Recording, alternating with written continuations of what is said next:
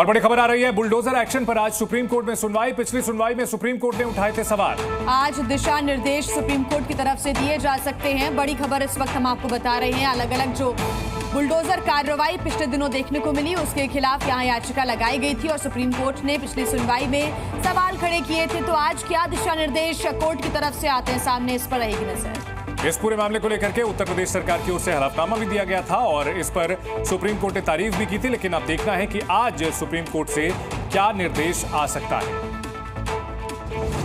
देश के कई राज्यों में चल रही बुलडोजर कार्रवाई के खिलाफ दायर याचिकाओं पर आज सुप्रीम कोर्ट सुनवाई करेगा।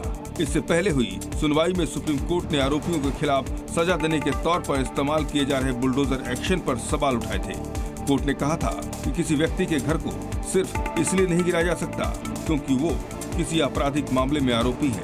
यहाँ तक कि दोषी सिद्ध होने पर भी किसी का घर इस तरह से गिराना कानूनन उचित नहीं है। सुप्रीम कोर्ट ने स्पष्ट किया था कि वो इस मामले में बुलडोजर न्याय पर रोक लगाने के लिए दिशा निर्देश जारी करेगा जो पूरे देश में लागू होंगे। इस दिशा में कोर्ट ने याचिकाकर्ता जमीयत उलेमा ए हिंद समेत सभी पक्षों से सुझाव मांगे थे। आज होने वाली सुनवाई में सुप्रीम कोर्ट सभी पक्षों के सुझावों पर विचार करेगा। ये मामला सामाजिक और कानूनी पहलू से बेहद अहम हो गया है क्योंकि बुलडोजर कार्रवाई का इस्तेमाल कई राज्यों में कानून व्यवस्था लागू करने के नाम पर किया जा रहा है। हरियाणा में तीसरी बार सरकार बनाने के लिए बीजेपी ने अपनी ताकत झोंक दी है। गृह मंत्री अमित शाह आज हरियाणा में 2 चुनावी रैलियों को संबोधित करेंगे। अमित शाह भिवानी की लोहारू सीट पर जनसभा को संबोधित करेंगे। उसके बाद फरीदाबाद के सेक्टर 12 में जन आशीर्वाद रैली को संबोधित करेंगे। हरियाणा की 90 विधानसभा सीटों के लिए 5 अक्टूबर को मतदान होगा। वहीं वोटों की गिनती 8 अक्टूबर को होगी।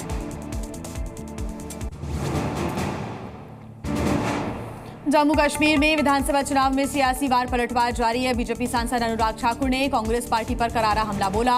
अनुराग ठाकुर ने कहा, नेहरू की गलतियों का ही नतीजा है कि जम्मू कश्मीर में आतंकवाद की वजह से 45,000 लोगों की जान चली गई। राहुल गांधी विदेश में जाकर भारत की इज्जत उछाल रहे हैं।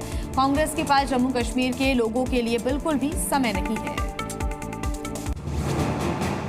जम्मू कश्मीर विधानसभा चुनाव के लिए कांग्रेस ने चुनावी घोषणा पत्र जारी कर दिया है। कांग्रेस ने इस घोषणा पत्र का नाम अब बदलेगा हालात रखा है। पार्टी ने घोषणा पत्र में महिलाओं के लिए कई वादे किए हैं। वहीं युवाओं को कांग्रेस सरकार 1 साल के लिए हर महीने 3,500 रुपए तक का बेरोजगारी भत्ता देगी। दूसरी ओर घोषणा पत्र में 5 गारंटियों का वादा भी किया गया है। जम्मू कश्मीर कांग्रेस अध्यक्ष तारिक हमीद कर्रा और पवन खेड़ा समेत जम्मू कश्मीर के दूसरे नेता इस मौके पर मौजूद थे।